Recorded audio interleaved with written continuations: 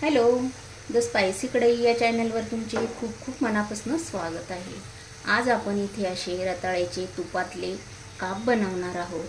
खूप खायला खूप टेस्टी लागतात आणि बनवायला 5 मिनिटात होतात। या उपवासाला नक्की बनवून बघा, खूप टेस्टी लागतात। चला आपण इथे बनवायला घेऊया। हे असे आपण इथे रताळ्याचे काप करून घ्यायचे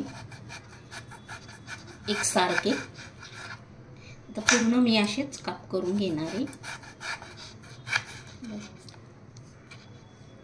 इथे रताळ्याचे पूर्ण काप करून घेतलेले।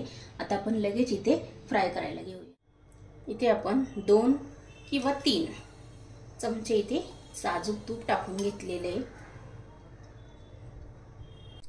तूप छान विरघळल्यानंतर आपण जे काप करून घेतलेले होते ते लगेच इथे आपल्याला टाकून घ्यायचे। या तुपामध्ये आपल्याला हे छान मस्त फ्राय करून घ्यायचे। त्याच्यातच आपल्याला थोडे शिजवून घ्यायचे। तुम्ही बघू शकता इथे आपले काप छान असे पसरवून घेतलेले। आपण त्याच्यावर आपण 2 मिनिटं झाकण ठेवून घेतलेले आणि झाकण काढून बघूया।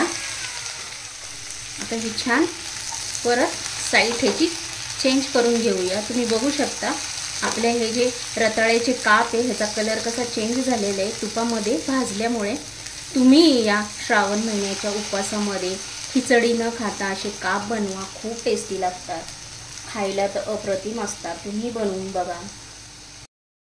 पुन्हा इथे मी साइड चेंज करून इथे झाकण ठेवलेले 2 मिनिटं आपण हे होऊन देणार आहोत।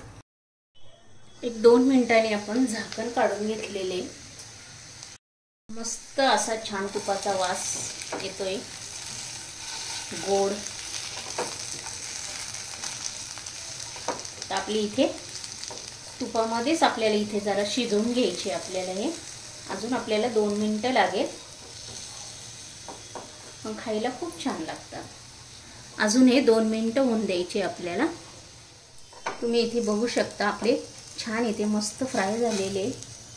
तुपामध्ये छान भाजल्यानंतर इथे मी गूळ घेतलेला आहे अर्धा कप, छोटा कप भरून तो इथे टाकून घेतलेला आहे। आता आपण हे तुपात भाजून झाल्यानंतर आपण इथे जे गूळ घातलेला आहे त्याच्यामध्ये आपल्याला हे छान फ्राय करून घ्यायचे विरघळेपर्यंत हा गूळ। इथे तुम्हाला साखर हवी असेल तर तुम्ही साखर पण टाकू शकता, पण साखरेपेक्षा गुळातले काप खूप छान लागतात। तुम्ही बनवून बघा, तुम्ही खिचडी पण खायला विसरून जाल, इतके टेस्टी हे तुपातले काप होतात। आता आपण हे 2 मिनिटं असेच फ्राय करून घेणार आहोत। त्याच्यामध्ये विलायचीची पावडर थोडी टाकून घ्यायची, त्याच्यामुळे त्याची टेस्ट खूप छान लागते। आणि त्यानंतर हे छान पुन्हा एकदा मिक्स करून घ्यायचं आहे आपल्याला। तुम्हाला ही माझी रेसिपी आवडली असेल ते लगेच लाईक करा, कमेंट करा।